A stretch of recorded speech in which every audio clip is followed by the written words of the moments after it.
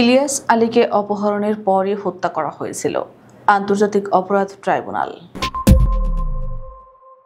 বাংলাদেশের রাজনীতির ইতিহাসে অন্যতম আলোচিত গুমের শিকার বিএনপি নেতা ইলিয়াস আলীকে অপহরণের পরপরই হত্যা করা হয়েছিল। আন্তর্জাতিক অপরাধ ট্রাইব্যুনালের তদন্ত সংস্থা এই হত্যাকাণ্ডের সঙ্গে জড়িতদের শনাক্ত করতে সক্ষম হয়েছে এবং শিগগিরই আদালতে তদন্ত প্রতিবেদন জমা দেওয়া হবে। এক বিশেষ সাক্ষাৎকারে এই চাঞ্চল্যকর তথ্য প্রকাশ করেছেন ট্রাইব্যুনালের চিফ প্রসিকিউটর মোহাম্মদ তাজুল ইসলাম।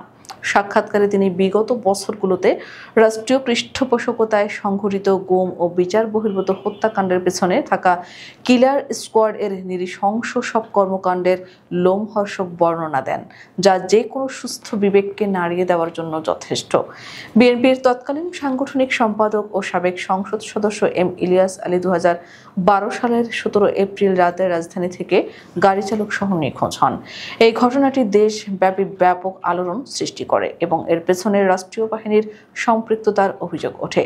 দীর্ঘ এক যুগেরও বেশি সময় পর তার পরিণতি সম্পর্কে রাষ্ট্রপক্ষের কোনো দায়িত্বশীল ব্যক্তির কাছ থেকে প্রথম সুস্পষ্ট বক্তব্য পাওয়া গেল। চিফ প্রসিকিউটর তাজুল ইসলাম বলেন, আমাদের তদন্ত সংস্থা এটা আইডেন্টিফাই করেছে। ফাইনালি আমরা এতটুকু জানতে পেরেছি যে তাকে হত্যা করা হয়েছে তাৎক্ষণিকভাবেই। তিনি আরও জানান, কারা এই অপহরণ ও হত্যাকাণ্ডের সঙ্গে জড়িত তাদের পরিচয় নিশ্চিত হওয়া গেছে।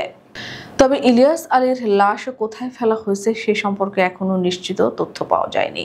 তাজুল ইসলাম বলেন, তদন্ত প্রতিবেদন প্রস্তুত হয়ে গেছে। কিছুদিনের মধ্যে হয়তো আমরা এই প্রতিবেদন কোর্টের কাছে দাখিল করব। এই ঘটনায় জড়িত কয়েকজনকে ইতোমধ্যে গ্রেপ্তার করা হয়েছে এবং তাদের জিজ্ঞাসাবাদ করা হয়েছেও বলে তিনি জানান। ইলিয়াস আলীর হত্যাকাণ্ডের তথ্য প্রকাশের পাশাপাশি তাজুল ইসলাম গুম ও খুনের শিকার হওয়া অন্যান্য ব্যক্তিদের উপর চালানো ভয়াবহ নির্যাতনের চিত্র তুলে ধরেন। তিনি জানান, প্রায় 300টি খুনের বর্ণনা তাদের হাতে এসেছে, যা থেকে খুনি দলের বিকৃত মানসিকতার প্রমাণ মেলে। তিনি বলেন, খুনিরা হত্যাকাণ্ডের বিভিন্ন পদ্ধতি অবলম্বন করত। কখনো কখনো ইনজেকশন দিয়ে হত্যার পর লাশ গুম করার জন্য পেট কেটে সিমেন্টের বস্তা ভরে নদীতে ফেলে দেওয়া হতো। এই পদ্ধতিকে তারা নিজেদের মধ্যে গেস্টাপো কায়দা বলতো। লাশ ফেলার আগে তারা জোয়ার ভাটার হিসাব করত, যাতে লাশ ভেসে উজানে ফিরে না এসে সরাসরি সাগরে চলে যায়।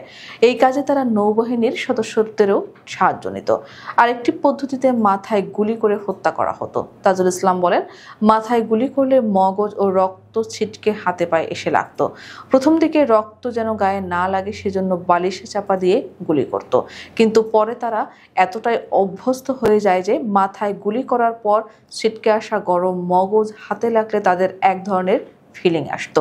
এই নৃশংসতার বর্ণনা এতটাই ভয়াবহ ছিল যে জবানবন্দি নেওয়ার সময় একজন টাইপিস্টের হাত পা ঠান্ডা হয়ে আসে এবং তিনি অসুস্থ হয়ে পড়েন।